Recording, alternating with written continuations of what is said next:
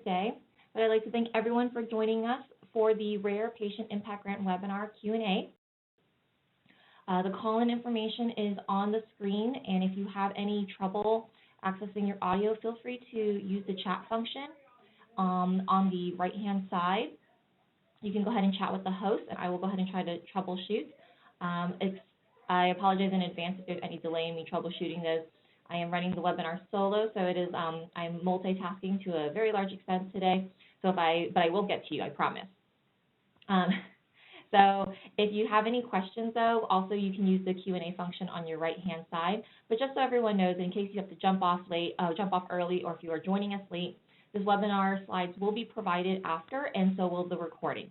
So don't worry in case you miss anything. And of course, you can always email my personal email at ashley@globalgenes.org or raregrants@globalgenes.org to answer any follow-up questions. So just as a small review of who we are and what we do.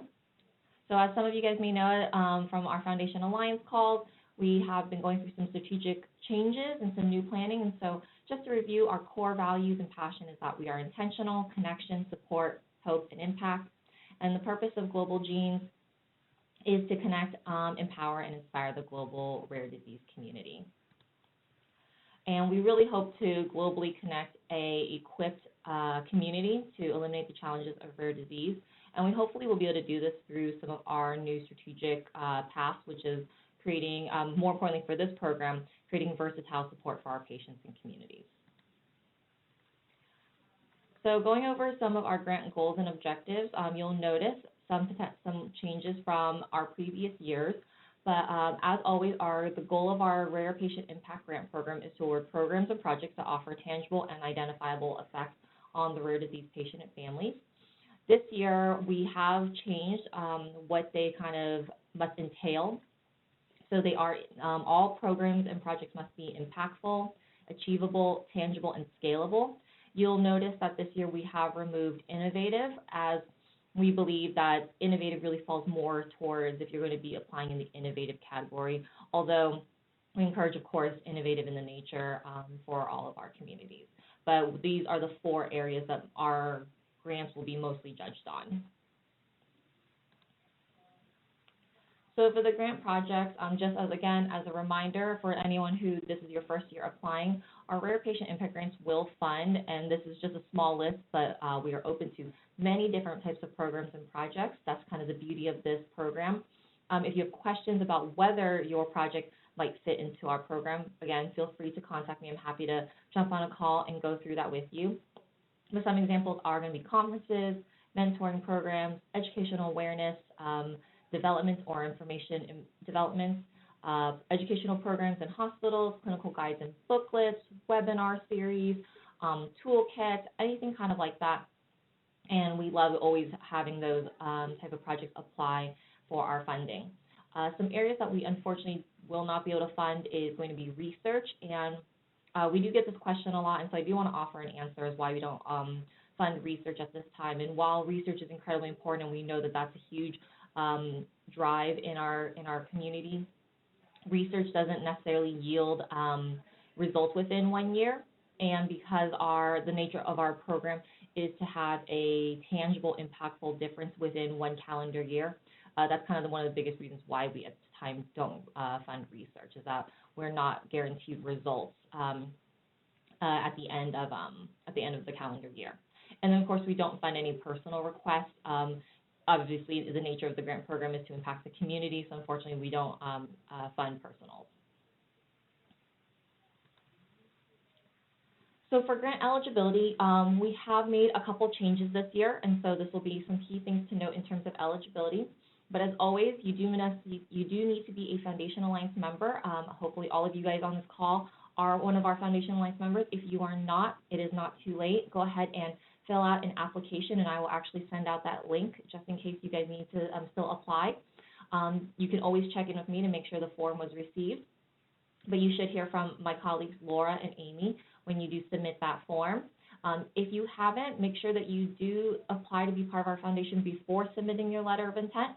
We do review them, and I would hate for anyone to not be able to go through the process because of not joining our alliance. So definitely join it. There has a lot of great benefits to it. At this time, we do ask that our foundations are U.S.-based foundations. While they can serve international patients, we do ask at this time that they are U.S.-based. While we do have intentions of changing that down the road, right now we're only doing U.S.-based. If you are a support group that's U.S.-based, we do ask that you submit a letter of endorsement from a medical professional for your program or project and for your support group. You'll also need that support when it comes to the financials, and that's going to also be seen in your guidelines. Your proposed project or program must be completed in 2019. And so just to clarify, because I do get these questions a lot, even though we are in the calendar year of 2018, you'll see us reference constantly the 2019 Rare Patient Impact Grant Program, and that is because we are applying and going through the process for the calendar year of 2019. So I do get that question a lot, so I just wanted to clarify. If you are a current recipient of this current year and you are in your grant project or program right now, unfortunately you are not eligible to apply, but we welcome and look forward to your applications in 2020.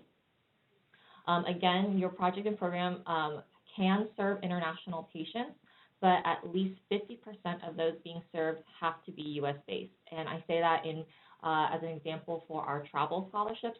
We do get a lot of foundations that would like to apply for travel scholarships for their conferences to bring international patients to their conference, in which we love that and encourage that. 50% of that awarded money does need to go to U.S.-based families. Again, if you have any questions about some of the eligibility, please let me know. The last one, and this is a new addition we've made to our grant program. We realize that many of our foundations have a ton of ideas and really great programs and projects that they want to get started in 2019. So many that they almost don't know which one to choose for this application process. And so this year we do invite that foundations can, if they would like to submit multiple letters of intent for different projects in different categories. So say you have a support project and an innovative project, but not sure which one you'd like to apply fully into, we will allow a letter of intent for both. If both letters of intent are accepted and approved, we will reach back out to you, and at that time we ask that you follow into one submission category. So while the application will only be for one program or project, we will allow multiple LOIs, and in September when we invite you to apply, you can then pick. So that will allow you guys the next 3 or 4 months or so from now to determine which one has the most likelihood of moving forward. And so I'm actually going to pause for a quick second because I do see that there are some questions that have come through. We do have a question about support groups, and is that the same as a foundation? No, they are not the same. Foundations, obviously, those are 501c3s, and those who have foundations, you guys do know that. But to be in our Foundation Alliance, we do allow foundations and support groups to join our alliance. And so the support groups, we don't want to limit them from being a part of our Rare Patient Impact Grant Program. But if you are a support group, so not a 501c3, we do ask for a medical professional endorsement. Foundations, if you would like to submit one as well, you can, but you are not required. It's only for the support groups because they don't have that 501c3 status. So hopefully that answers your question. And then we had a couple more questions in regards to recording and slides. And so again, this webinar is being recorded and will be provided to you all hopefully by tomorrow.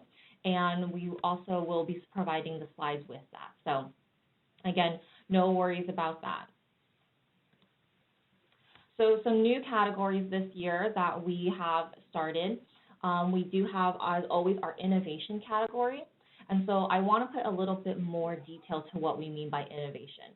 All of our grants that we support are really supportive in their nature. Again, tangible differences in the community and making impact into the community. But innovative, we mean that we encourage and support projects and programs that maybe push the envelope or approach the same problem in a different way that hasn't maybe been done before for your disease community.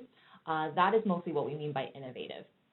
We have a lot of really great examples of innovative category recipients, and so I encourage you to all check out some of our recipients online and read about some of their projects. And, you know, again, if you have questions of whether your project is innovative or falls in the innovative category, I'm happy to answer those for you. We, of course, have our support category, and this is going to be where a lot of projects probably fall into.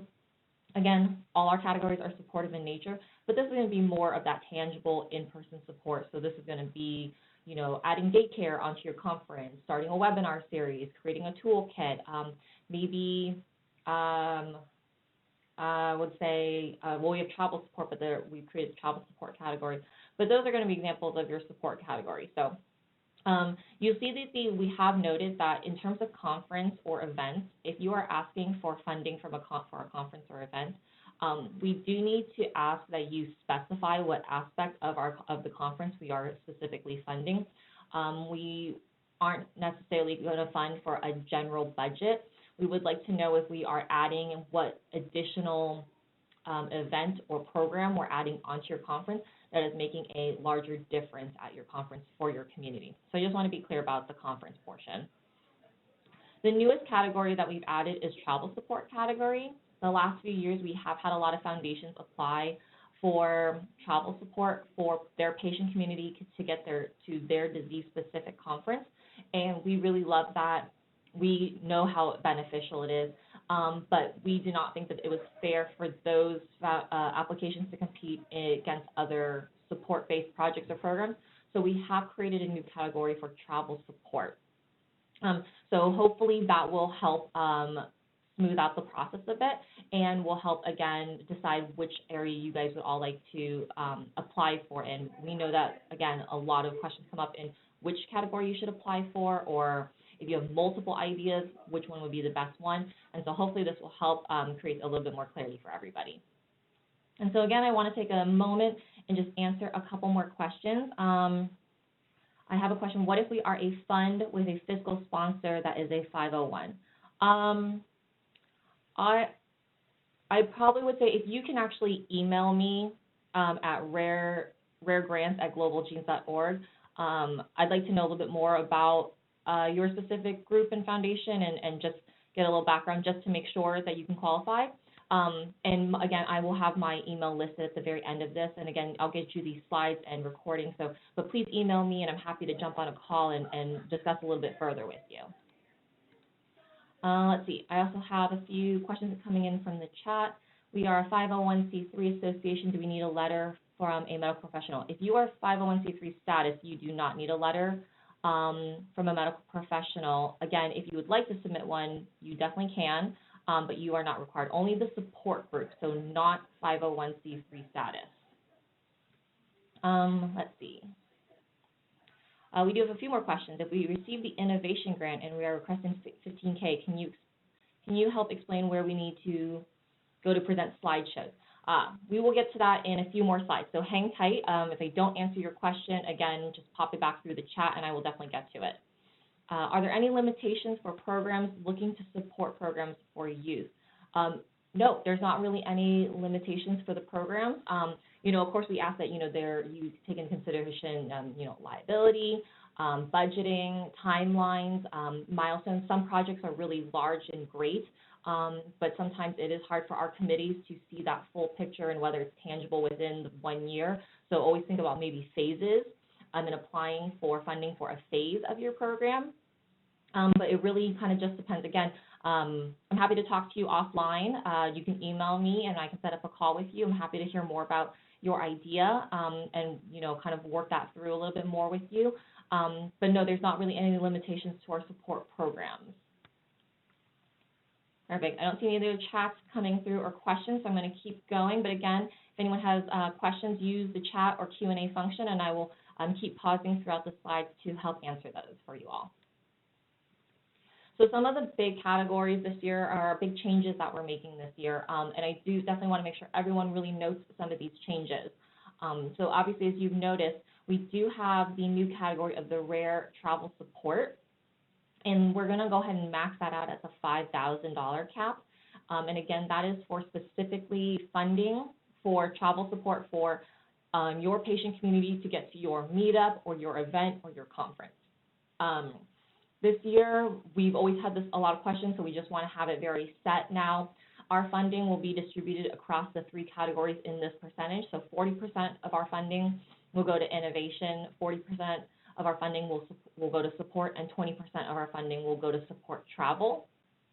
And so obviously, and we'll touch on this again, but our funding is based on our the amount of money we do raise. This is a fully Global Genes funded program that is from the Denim Dash and from individual donorship.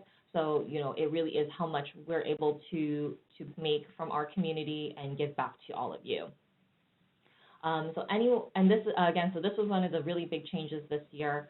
In the past, only innovation category with 10,000 plus funding requests had to submit a presentation, but this year, both categories, support and innovation. If you're applying for over $10,000 worth of funding, you will have to present to your respective committee, and those presentation slides will be due at the same time as your application in September. So I just want to make sure that it is very clear that both support and innovative will be presenting this year. Again, that's only 10,000 and over. If you're under 10,000, you do not need to submit a presentation. Let's see. I did get another question. This is a great question. What is considered administrative costs? The Rare Grants does allow you guys to include administrative costs. It is up to 10%. 5 or 10%. I have to actually check that. I'm not sure if I changed it or not. I will confirm, but that can be for if you have to account for some salary, if you have to account for printing costs or any administrative fees, anything like that can go under administrative costs. I know typically what people put under there is usually some sort of buffering for the salary if you guys are paying someone on staff to run the program or project. But if you are going to be contracting, say, a designer for a toolkit, that budget can be placed in the regular program or project budget. That would not be considered an administrative cost, considering you would be contracting out for expertise. So hopefully that will help clarify the administrative cost question. Do universities typically qualify as a registered 501c3 or not-for-profit support group? Our group exists within the University of Washington, but we have not separately filed. Can we still apply? That's an interesting question. If you can actually email me, I would love to answer that offline. I don't see any reason why you shouldn't be able to, but again, let's have a separate chat offline. Again, my email is raregrants@globalgenes.org, and I'm happy to set up a call with you just to learn more about your group, and we'll make sure that we can determine if you're able to still apply. Can an organization apply for a travel grant and an innovation grant, or only one per org? So this is where the letter of intent multiple submission goes into. You can submit a letter of intent for both the travel grant and the innovation grant. We will review both letters of intent. If both qualify and are approved, we will reach back out to you, and you will then pick one to move forward with in an application. Unfortunately, right now we are not offering foundations to apply to go through the full application process in both categories, but we do invite you to submit letters of intent, and that will give you 3 to 4 months to decide which one you feel like you should be pushing for more. Maybe in 4 months you may realize the innovation grant project cannot be finished in 2019, and so therefore the travel grant may be the better option to go with. But so at this time, multiple LOIs, but unfortunately only one application can continue forward. Perfect. I don't see any other questions coming through, so I'm going to keep going. Again, just keep sending questions in if you have anything else. We do have a question. What would be most helpful to be written in the medical endorsement letter? Just probably, we do get this question maybe in regards to partnerships maybe. If they're endorsing your support group, or and maybe they have a partnership with you, really talking about kind of probably one about how strong that partnership is, and then also their understanding of your foundation and your community, and that why we should be funding this project or program, that you're an established group that can achieve the proposed plan within that time frame. That's probably what we want to mostly see, again, is just that partnership, their confidence in you, and their understanding of your community and a foundation as a whole to achieve the tangible impact in the 1 year. I do see a couple Q&As coming through. LOIs, when are they due? I will post the timeline. It's actually in a few more slides, so hang tight on that one. Which category usually is the most competitive? I will probably say support, as many of them are, again, most of these projects and programs are support in their nature, but support is those, smaller projects like, conducting webinar series, making a toolbox, doing a mentor program. Those are very common, and don't be shy. Don't shy away just because a lot of people do apply in that category. We see amazing projects come through, and it is a very tough decision every year for our committee to decide who to fund. Everyone is so deserving of this support, and every community really deserves it. So don't shy away from it. But we really want to see really full, thoroughly realized plans come through on the applications, and that is going to really be what probably separates your project from everyone else. So a lot of people do apply in the support category, but again, don't let that shy away from still applying in that category. Okay, so awards and distribution. So this hasn't changed from year to year, but we'll go through it real fast. The grant awards are anywhere between $500 to $15,000. Again, that is dependent upon our funds that we raise annually. If you are applying for $5,000 or less, it will be paid within 30 days of your contract being signed. If it's $5,000 or more, we'll pay you in 2 installments, $5,000 within the first 30 days, and then the remaining balance within 3 months after that. This is mainly probably more for the support groups, but we do not transfer to personal accounts. We must supply the check to the foundation or group itself, and the bank account must be in their name. If you have any questions, again, feel free to email me. I'm happy to answer more questions about that.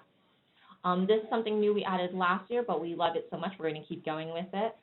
For all of our 2019 recipients of our grant, you will receive 1 free registration to our summit and 1 travel scholarship for your organization. So that is really exciting. If you've always wanted to come to our summit, or you just love coming to our summit, this will definitely give you a chance to come for free and receive a travel scholarship. And additionally, if you would like to, we will also be hosting a poster presentation on your program or project, and we invite you to submit one for that. You do not have to. You will still have the free registration and travel scholarship regardless, but it is a really great opportunity to be able to present to many different attendees from all different industries within rare disease, as well as your fellow peers of foundations of the great work that you've been doing. So if you're coming to our summit this year, check them out. We have our 2018 presenting this year. So check it out. It could be you next year. So hopefully that will be something that will be really fun to see. We have a couple other questions.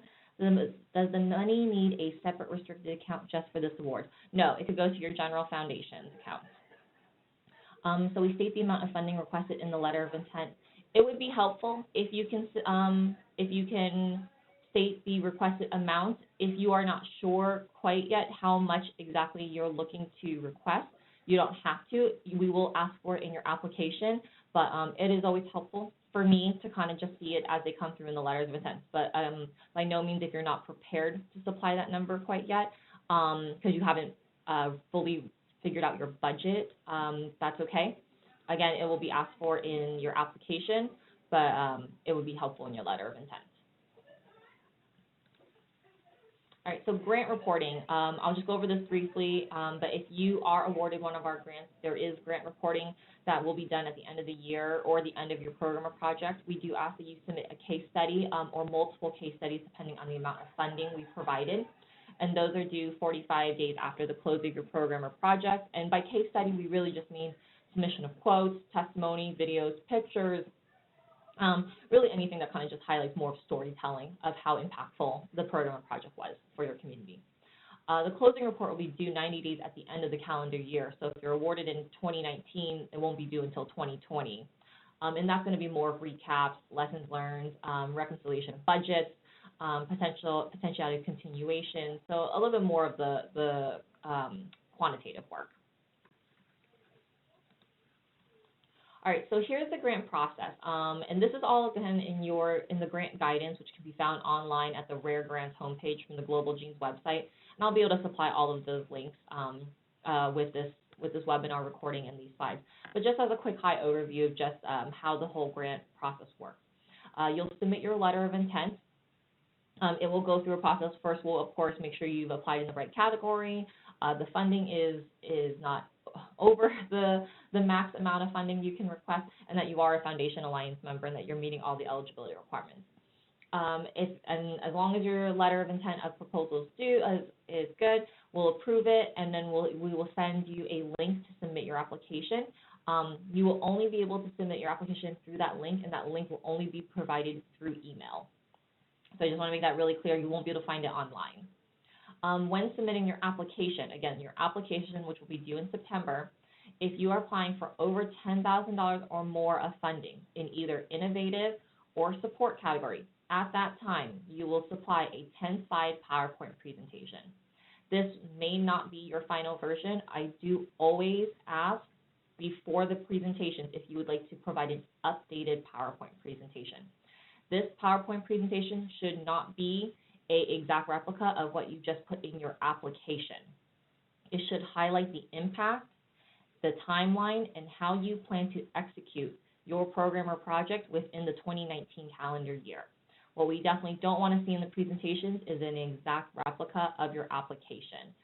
We will be reading your application, so the committee will already know all that information. They will have questions for you during your presentation, so that is why we do ask if you want to submit a updated one prior. That may fill in some of those blanks. You can do so. But it's only during your application that you will have to submit that. Once the grant applications are under review, the support will go through an application review by a support committee. The innovation will go through their application review with their committee. The travel supports will be also reviewed by the support committee, just so that you know. Top applicants in each category requesting over $10,000, again in support or innovation, will be selected to present, and a link will be provided for a sign-up time as well as an invitation to present via WebEx. You do not need to come into our office. It will all be done online. And if you don't know how to use WebEx or anything like that, we can always do run-throughs and go through technical issues all beforehand to ensure that you utilize your time accurately and efficiently during the actual presentation. All applicants will receive a letter whether or not they are awarded or denied the grant. So we will send you information on that. If you ever want follow-up, for those of you joining us who have applied in previous rounds, as you all know, I'm very willing and happy to chat with anybody about their grants, about how to improve your application and go through that whole process with you. So, we never want to discourage anyone. We would love to fund everybody. We just have limitations on funding, but we want to make sure everyone has the absolute best chance of getting funded and to continue applying for grants from not only us, but other foundations and other areas that they can apply for funding for. So we are happy to always do that.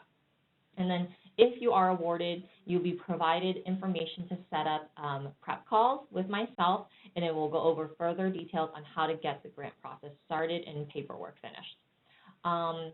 All applications, as a side note, all applications are reviewed under the same rubric by independent review committees external of Global Genes that consists of experts and leaders from the medical, research, industry, and academic and nonprofit fields. So we reach out to our community and professionals that we know in our community that have relations to rare disease to help review these committees. They will also be who are your presentation committee members, but there are no Global Gene staff members on any of these committees. I only oversee this program. I do not have any stake or buy-in in determining who will be funded. So just want to make sure everyone has a very clear understanding of our committee. And so before I move on, I did receive a few more questions, so I want to make sure I get to answer those. Let's see. If we request a higher amount than you are able to give, will you still consider at a lower amount, or do we need to request a new amount? That's a really great question. So something that we changed for last year, and I apologize, I didn't even add it into the slides this year. You can request the max amount. Let's say for innovative category, you want to apply for 15,000. Depending on funding, or depending on how many we would like to fund, we could offer a lower amount and offer partial funding. We will offer that to you. It is up to you if you would like to take the partial funding. You do not have to take it, but we will offer partial, or we may offer full. So that is an option. But please apply under the full amount that you are requesting. If we offer the partial, then that will be given to you in a letter. How many applications have you received each year? It really varies from year to year. Some years we've had a lot of applications. Some years we've had a little bit less. But this is a really great opportunity. We have very little limitations on our grant, which I think is why it's very appealing for a lot of foundations to apply for this grant. So it does change from year to year. But we always hope to grow this program. The more people that apply, and unfortunately that we won't be able to possibly fund, but it shows how high and great of a need this is to our donors, and to encourage them to continue donating to this really great program so that we can one day hopefully fund everybody that applies for this grant. What is the max amount for the support category? Innovative and support, the max amount is $15,000, and travel support is $5,000. Will a broader description of the other funding sources, e.g. matching funds, or be requested or desired? In your application, we do ask if we are your sole funding or if you have other funding sources. You do not need to go into a very large detail about your extra funding sources, but yes, a broad description will be requested into whatever you are comfortable with sharing in your application. So you don't need to mention it in your letter of intent. We do ask in your funding.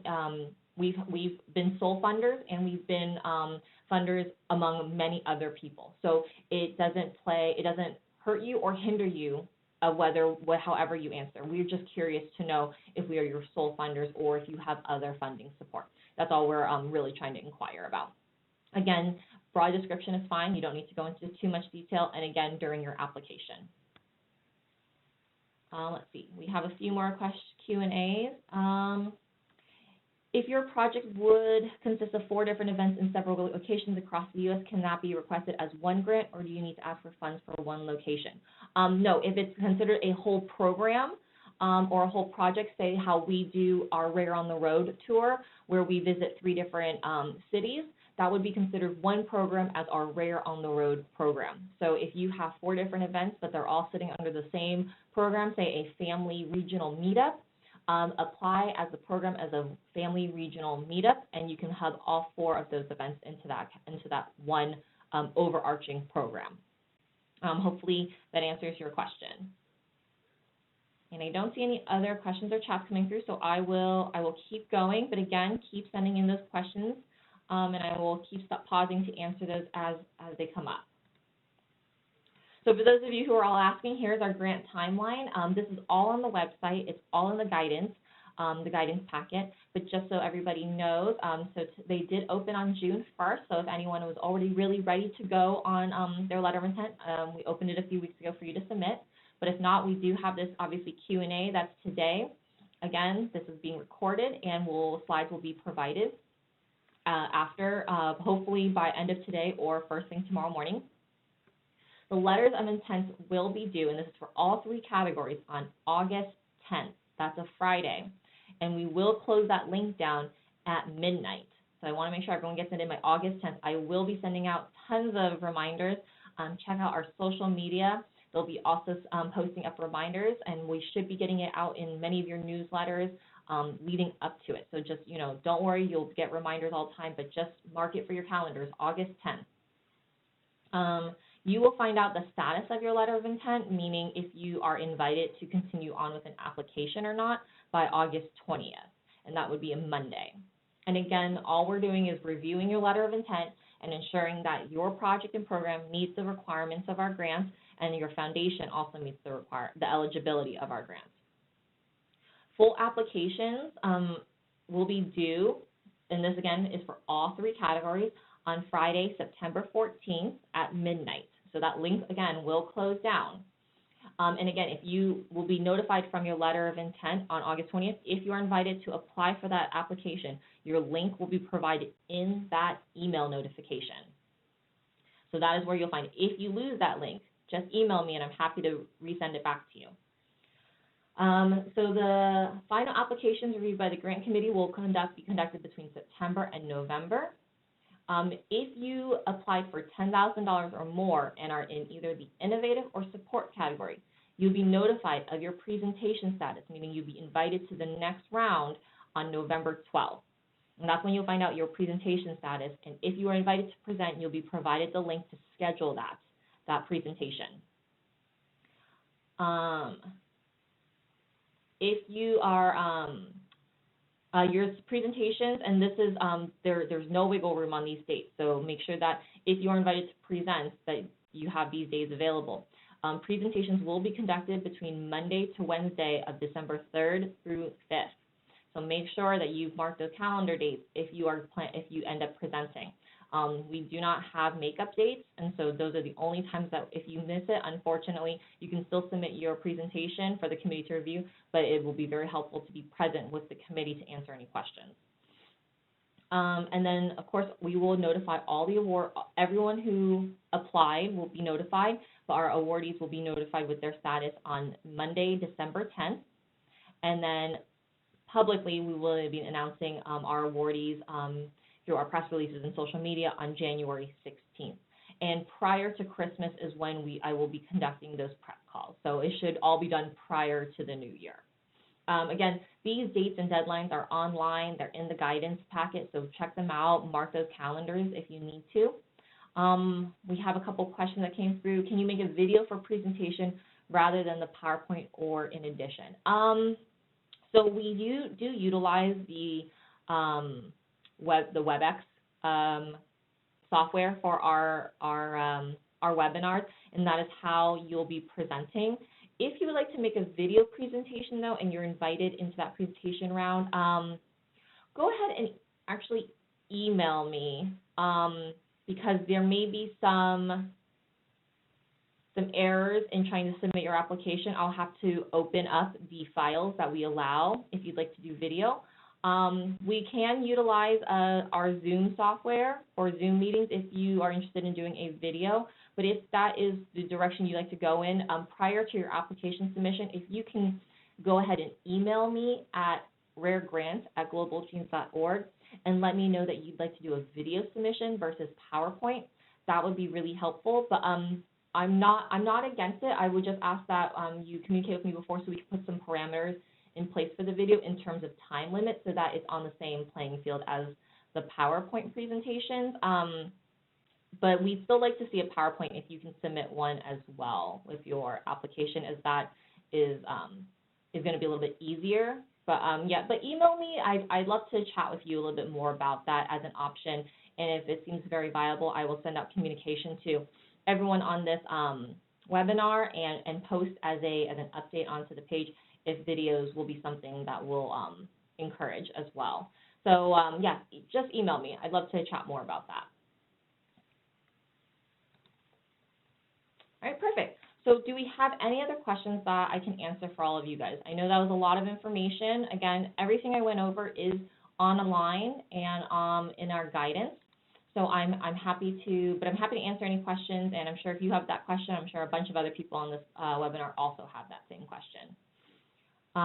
What level of financial details are required if using a fiscal sponsor? Why don't you go ahead? You know what? I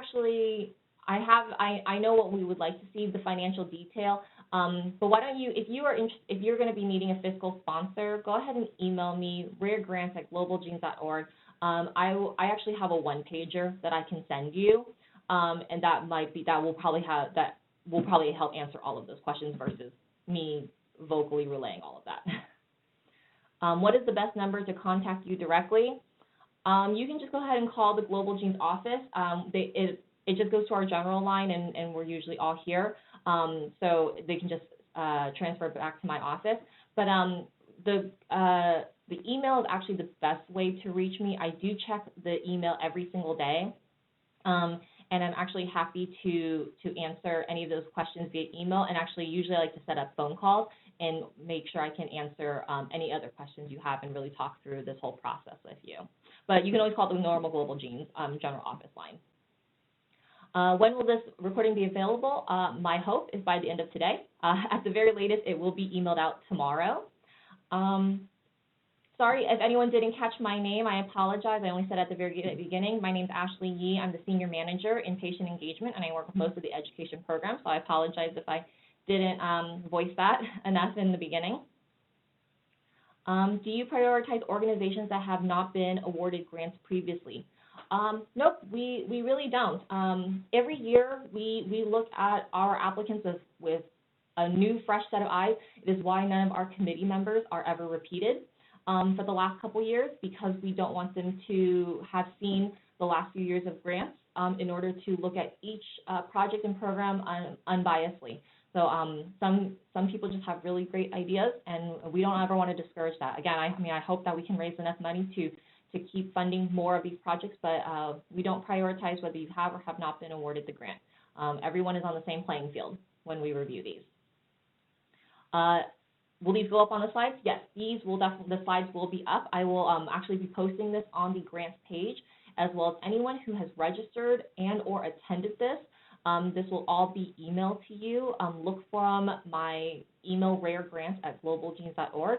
Please feel free to share this with anyone else in your foundation that may be involved in your grant project or program, the application process, the submission process. It is always great for other members of your organization to know about this. If anyone, again, is interested and they need to talk a little bit more through their project or program, or they just have any other questions or individualized questions, please email me. I'm really happy to set up any calls with anybody that needs that time to talk through it. We really, again, we want to make sure that everyone is going in with the absolute best application possible. So I'm happy to take all that time with each and every one of you to make sure that you're applying under a program that's something that you are ready to do, that you have all the materials and information ready at hand. So please feel free to email me. Again, very happy to have all those conversations with you. If there's any other questions, please feel free to send them in. I don't see anything coming through the chat right now, or the Q&A. I'll go ahead and give it just a few more seconds. Again, if not, if you have a question that you remember in the next 15 minutes or later tonight while you're getting ready for bed, again, just email me. I'm happy to answer all of your questions. And it doesn't look like anything else is coming through, and I think that gives us a few extra minutes to get you guys out of here and enjoy the rest of your mornings and afternoons. So I just want to thank everyone for joining me today for this Global Genes Rare Patient Impact Grant FAQ webinar. We look forward to seeing all of your letters of intent again on August 10th, Friday by midnight. If you have questions, again, my email, raregrants@globalgenes.org. If you know me personally, ashley.y@globalgenes.org. I respond to both.